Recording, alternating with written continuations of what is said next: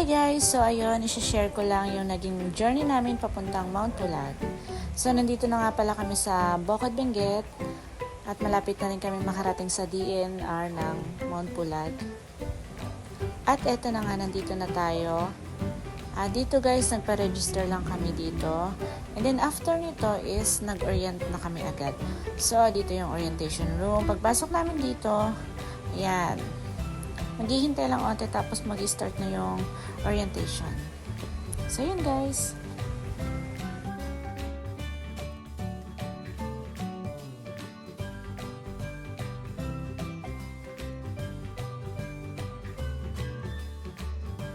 Guys, ito nga pala yung mga binayaran namin. Environmental fee, 1,2 at yung entrance fee is 1,4 para sa 4 na tao na yan.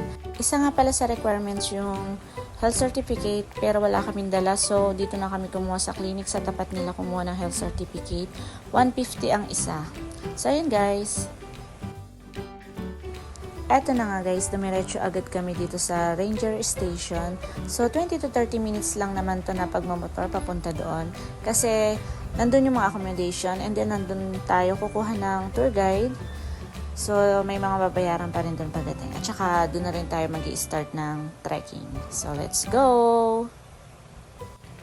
Guys, nga pala mataas yung mga daan dito. So in-advise kami dun sa baba na kung mas gusto namin magsakay na lang sa habal-habal.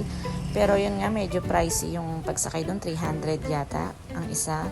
Kaya mas pinili na lang namin na dali namin yung mga motor namin dahil baka kaya naman ng motor. So ayun nga lang, medyo ingat lang daw kasi pag pauwi na is sobrang tarik ng daan tsaka dire-diretsong pababa. Yung iba daw kasi nawawala ng preno. So ayun, alalay lang daw sa preno. So kaya naman, nakababa naman kami ng safe. Kaya ayun, ingat lang talaga.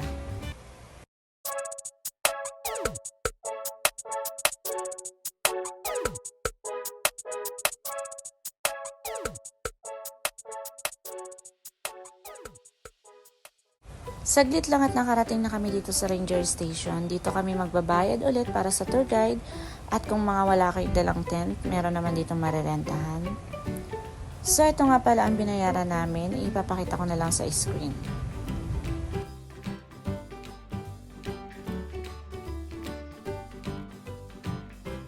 Dito naman maraming marerentahan dito ng tent, sleeping bag. Ayan, nandyan. Basahin nyo na lang. Eto guys, ready na kami para sa pag-akyat. Ayan, mukhang kinakabahan na. Ni-stretch na ng kanyang tuhod. At eto nga pala ang aming tour guide, si Kuya Ryan. Hi Kuya Ryan! Ayun na guys, nag-umpisa na kami mag-trek dito. Medyo mahirap agad sa umpisa pa lang. Papalaban ng aming mga tuhod. So ayan.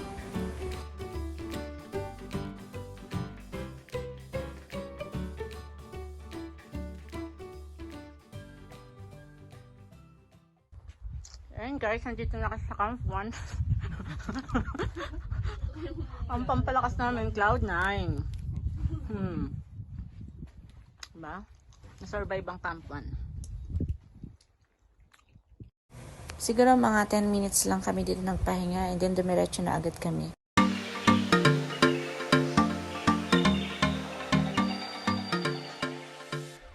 So ayun guys, 3 hours yata namin nilakad hanggang dito sa Camp 2. At dito na kami magtatayo ng tent maya-maya para mag-overnight. Para saglit na lang yung trek namin bukas papuntang summit. So mga 1.5 hour na lang.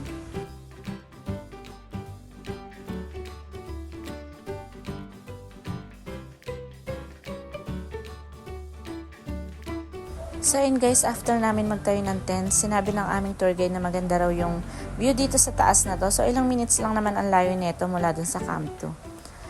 So ayan, dito nag-picture-picture man kami dito, nag-video at sulit naman yung pag-akit namin dito.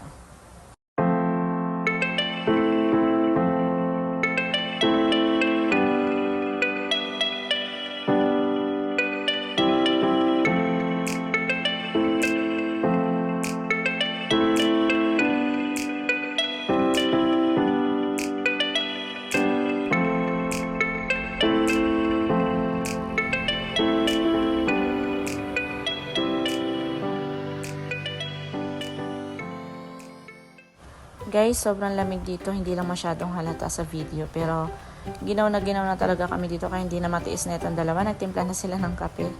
So, ayan. Yun lang habang nagpapalipas kami ng oras. Kape-kape lang dito muna. Good morning guys. So, 4 AM ng umaga.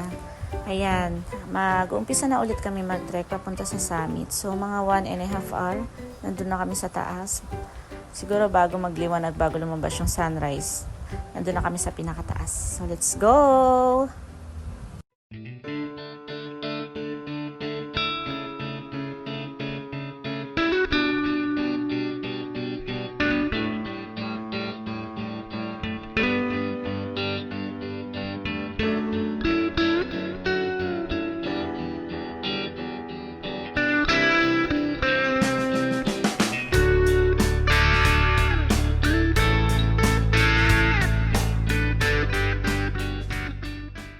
Finally guys, nandito na kami sa summit ng Mount Pulag. Oh my God, sobrang ganda dito guys. At saka yung lamig niya guys, sobrang doble-doble kumpara dun sa may baba kanina.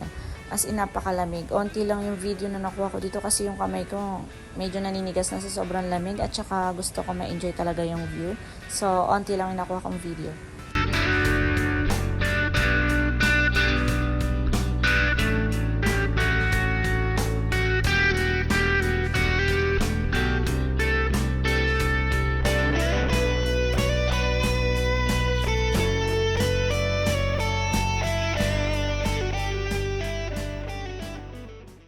Guys, walang clearing ngayong araw, pero sobrang happy pa rin kami bababa ng summit dahil iba yung experience na binigay sa amin ng Pulag.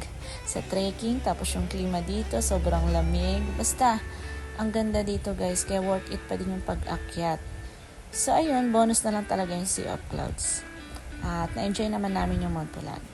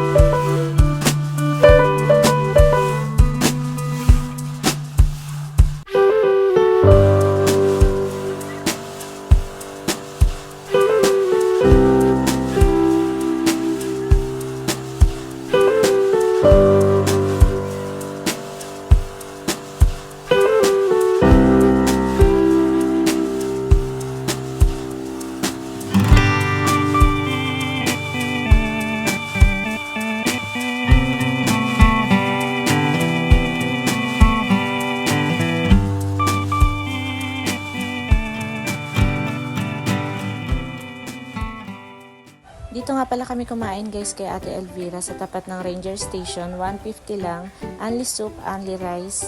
So ayun guys, hanggang dito na lang ang video ko. Sobrang iksi talaga ng nagawa kong video. Thank you for watching!